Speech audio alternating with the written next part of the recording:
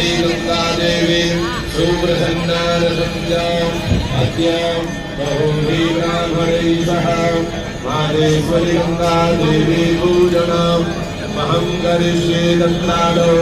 निर्विघ्नतासनसिद्ध्यर्थम् आदौ स्मरणं च करिष्ये ॐ मंगलानंदाय